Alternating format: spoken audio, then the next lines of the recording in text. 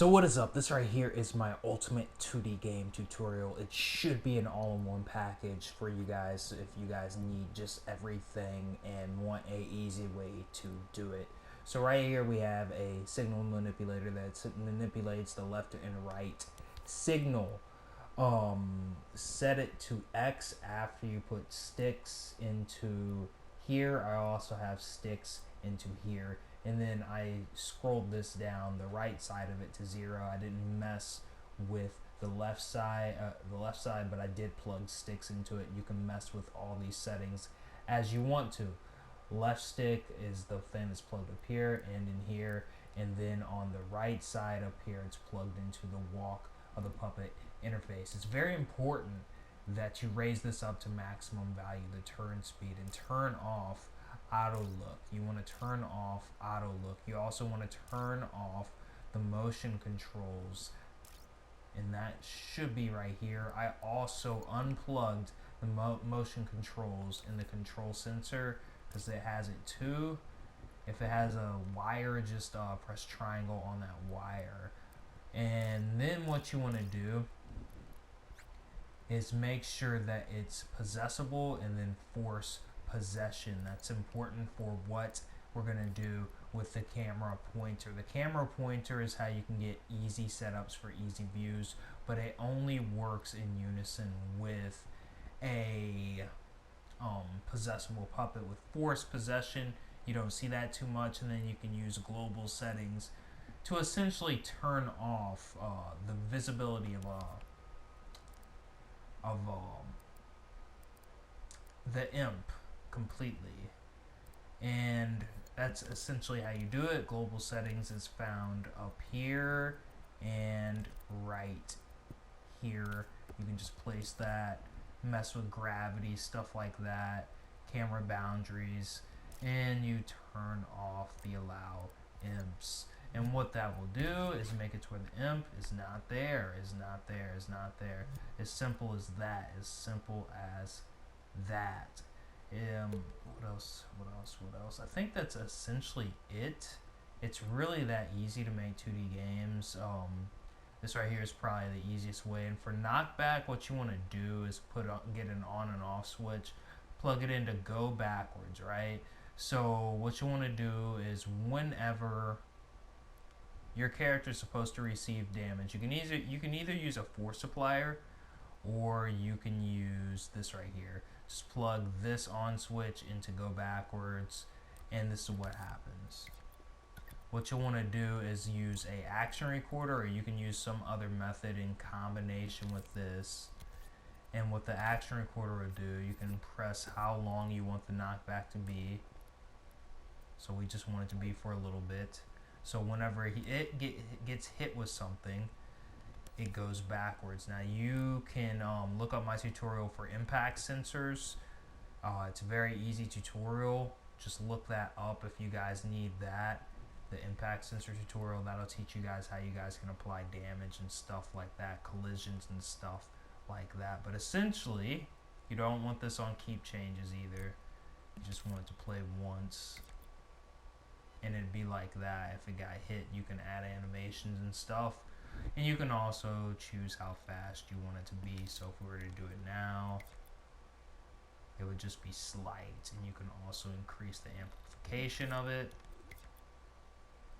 and stuff like that. So imagine a punch, and there we go. Then all you have to do is add the animations to it. Essentially, this is how you make 2D games. Pretty easy stuff, If I left anything out or you're confused about anything, just let me know in the comment section below. Again, I have X, none, custom remapper, change this to 0, left this, I guess, at 1. I have this right here, sticks, left stick right here, left stick right there, plugged into walk. X button is jump. You can customize that as you see fit. And that's essentially as easy as I can make this. You guys can tell me if this helps. And peace out. Don't forget the camera pointer. That's how you adjust your camera. And if you just wanted to focus on one screen, like a fighting game, if you want the screen not to move, just use a regular camera. You don't have to use a camera pointer. A regular camera should work just fine for that. But then you just have to add boundaries, and I guess I can make a boundaries tutorial. You can either use a wall and make that wall invisible, or you can actually use a trigger zone that makes it to where you can't move in the relative direction, if that makes sense. And that works for 2D shooter space games. That's how you would do all that. At least that's how I did it, to where your spaceship won't go off screen like that. With the imp, it'll just stay on screen like that, like the imp sort of does there. Can't go anywhere past that. And essentially that's pretty much it.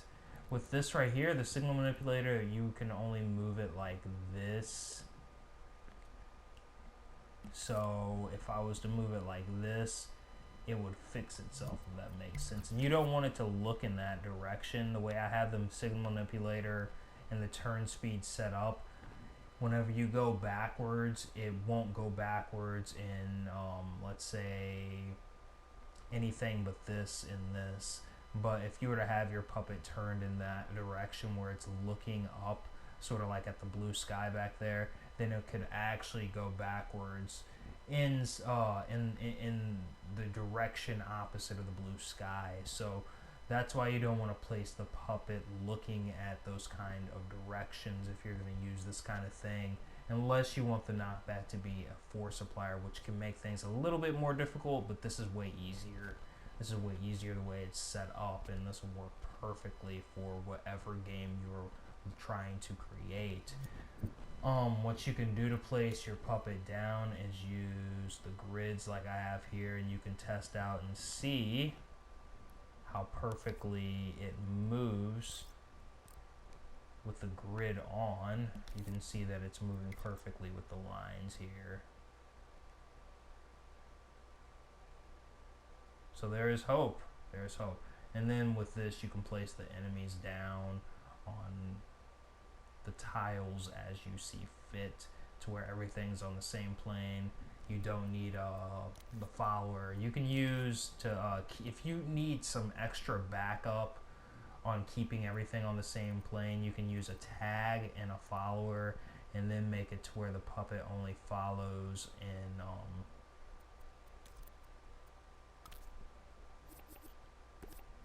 let's say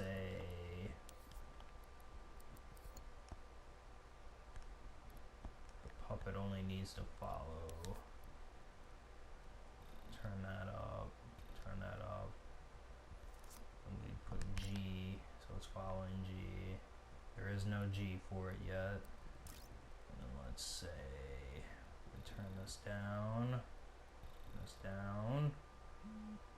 it'd either be this one or this one that's turned up.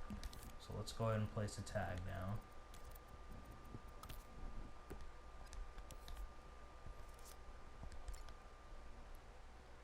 So I'm guessing it's this one that needs to be turned up, yeah. And then we would lower that to where he's not flying.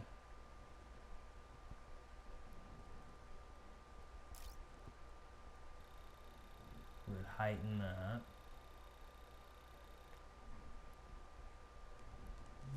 And press play real quick.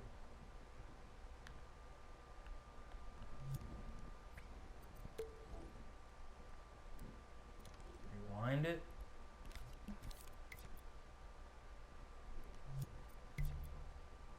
There we go.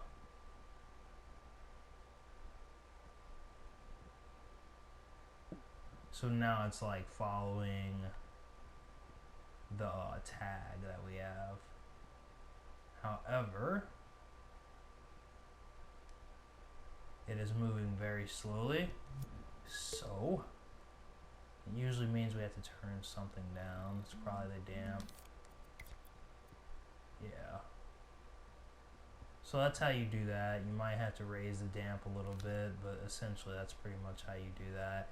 How you can get some extra backup if you need it to make sure that it's staying on the same plane here. Let's just double check and make sure it's following. Yeah. So you just lower the damp and you would be good. The reason why the camera pointer isn't working is because you need this and you need force possession. Once you turn that back on, everything is good. That's the only way the camera pointer will work, as I am aware. But this is pretty much how you do this. It's pretty simple stuff. Let me know if this helps. Don't forget to subscribe. Peace out.